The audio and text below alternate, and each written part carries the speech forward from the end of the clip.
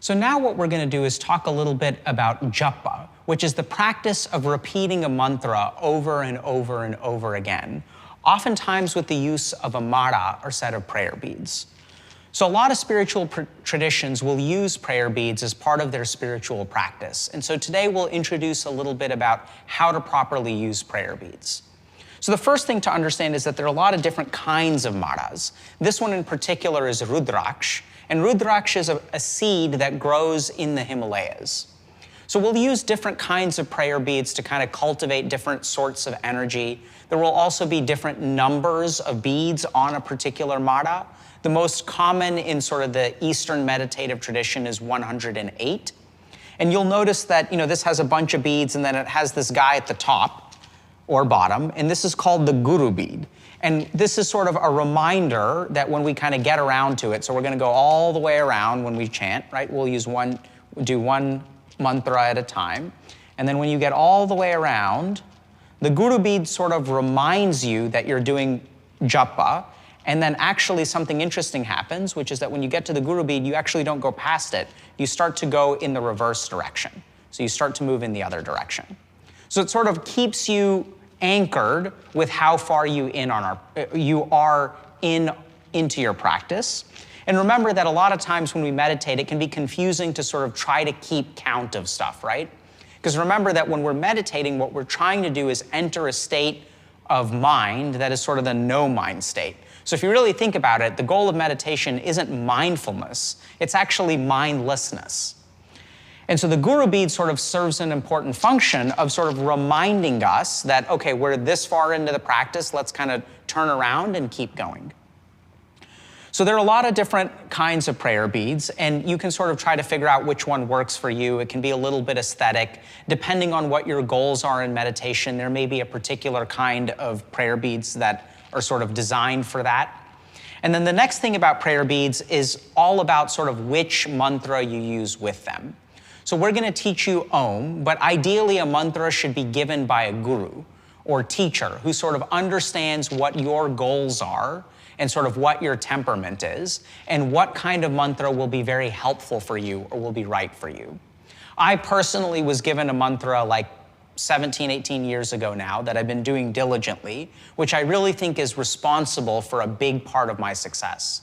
And remember, the idea here is that we're sort of cultivating this spiritual energy. So the more that we cultivate a particular kind of energy, the more, something will become manifest in the world. So let's get into the specifics of how to use a mara. So I've already introduced the guru bead, and essentially what we want to do is hold the prayer beads between our thumb, our third finger, and our fourth finger. And ideally, our index finger and pinky finger shouldn't even touch them. And then what we're going to do is chant the mantra. So I'll say Om, Om, Om, Om, Om, Om, Om, Om.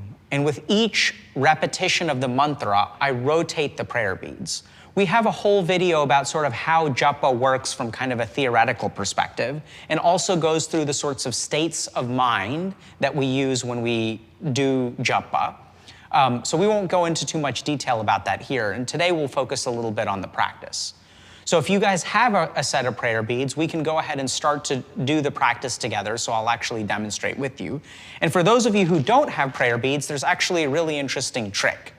So if you look at the sort of segments on your finger, okay, so if I look at the segments on my finger, what I actually find is that there are 12 of them. So I can start here and then kind of go down, out, like this, and you can actually count to 12 by going through each of the segments of your finger.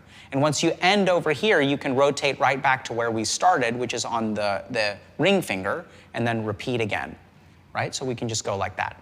And the interesting thing is that 12 times 9 is actually 108. So to do a one full mara using just the segments of your finger, you want to do this 9 times by chanting your mantra.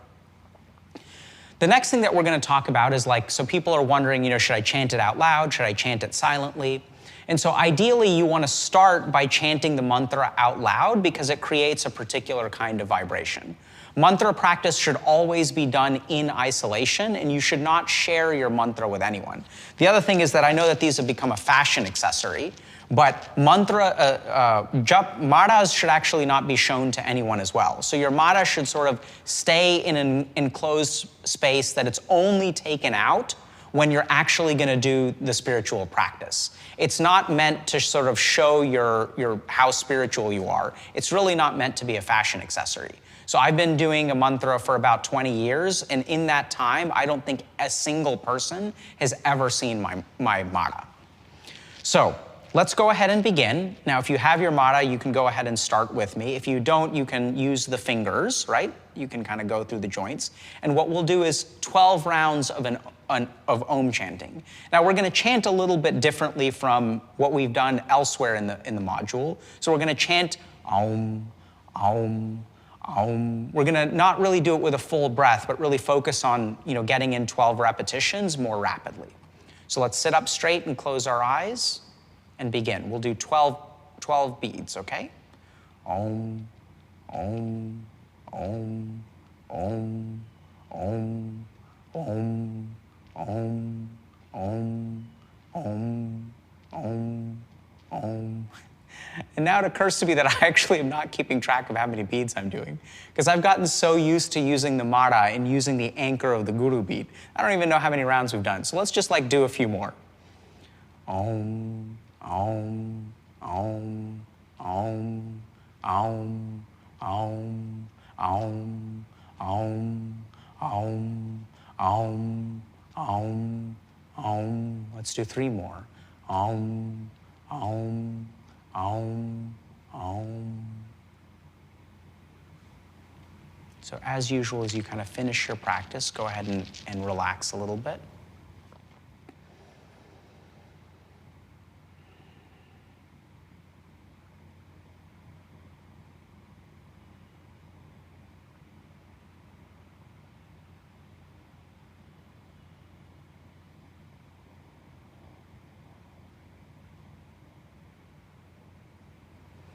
Now let yourself start to come back. Listen to the sound of my words.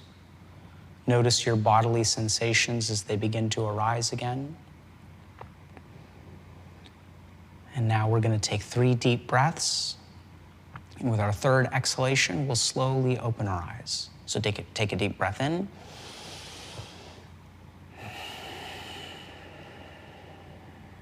And again. And out. And deep breath in. And slowly open your eyes as you exhale. And so that's how you do japa, or sequential mantra practice, or use prayer beads.